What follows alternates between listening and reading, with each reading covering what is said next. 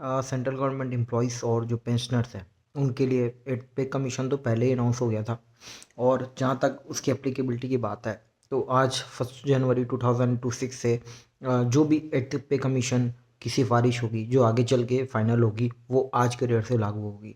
मतलब in the case अगर किसी जो एट पे कमीशन है उसमें बेसिकली ये अंदाज़ा लगाया जा रहा है कि जो सैलरी हाइक है वो 30 to 34% होगी और जो फिटमेंट फैक्टर है वो 1.83 से 2.46 के बीच होगा।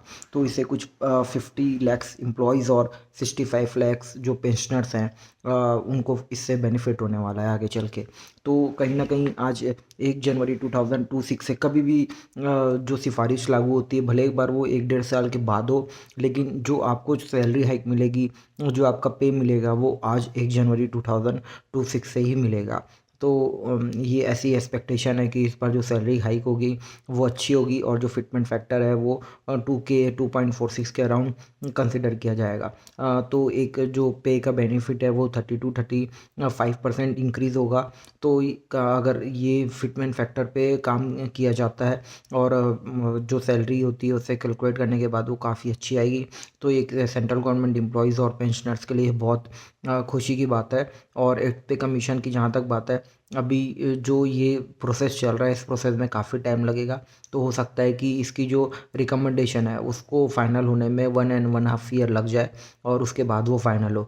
तो फाइनल कभी भी हो लेकिन जो आपको पे मिलेगा वो 1 जनवरी 2026 से ही मिलेगा।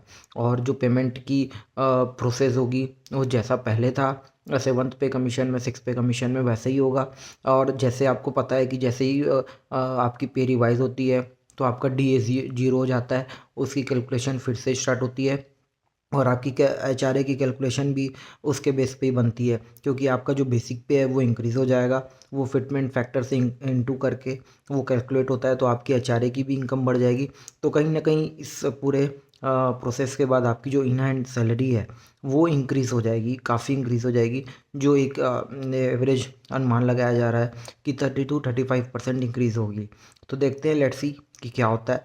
लेकिन हाँ, ये जो एप्लीकेबिलिटी है जो आपको पैसे मिलेंगे वो आज 1 जनवरी से मिलेंगे। तो ये सेंट्रल गवर्नमेंट एम्प्लॉयज़ और पेंशनर के लिए न्यू ईयर ही हो गया और उनको ये चीज़ सेलिब्रेट करनी चाहिए। हाँ, अगर ये और अच्छे फिटमेंट फैक्टर के साथ आता है तो ये सेलिब्रेशन डबल हो जाएगा।